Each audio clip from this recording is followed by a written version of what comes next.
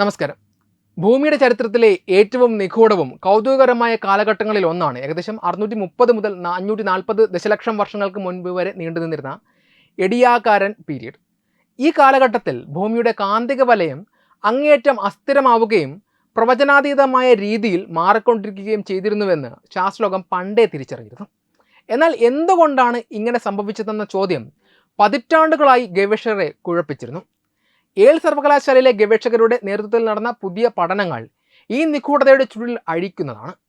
ഭൂമിയുടെ കാന്തിക ധ്രുവങ്ങൾ വെറുതെ അങ്ങുമിങ്ങും ചലിക്കുകയായിരുന്നില്ല, മറിച്ച് അവ കൃത്യമായ ഒരു പാറ്റേൺ പിന്തുടരുന്നുണ്ടായിരുന്നു എന്നാണ് പുതിയ കണ്ടെത്തൽ. ഭൂമിയുടെ ചരിത്രത്തിലെ മറ്റ് കാലഘട്ടങ്ങളിൽ ടെക്ടോണിക് പ്ലേറ്റുകളുടെ ചലനവും കാലാവസ്ഥാ വ്യതിയാനങ്ങളും കാന്തിക ധ്രുവങ്ങളുടെ സ്ഥാനമാറ്റവുമെല്ലാം വലിയൊരു പരിധിവരെ പ്രവചിക്കാവുന്ന രീതിയിലായിരുന്നു.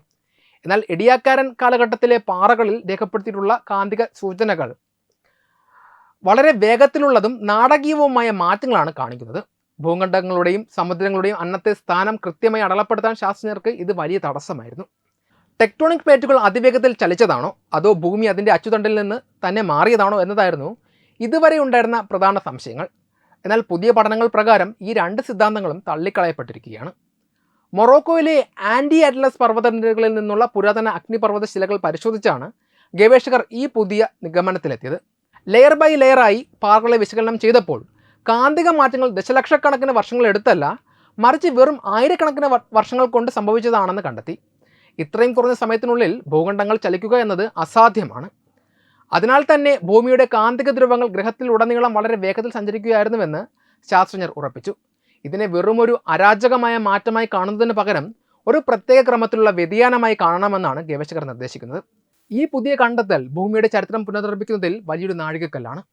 ഭൂമിയുടെ കാന്തിക വലയത്തിൻ്റെ ഈ സവിശേഷമായ പെരുമാറ്റം മനസ്സിലാക്കുന്നതോടെ കോടിക്കണക്കിന് വർഷങ്ങൾക്കപ്പുറമുള്ള ഭൂഖണ്ഡങ്ങളുടെ സ്ഥാനം കൃത്യമായി അടയാളപ്പെടുത്താൻ സാധിക്കും.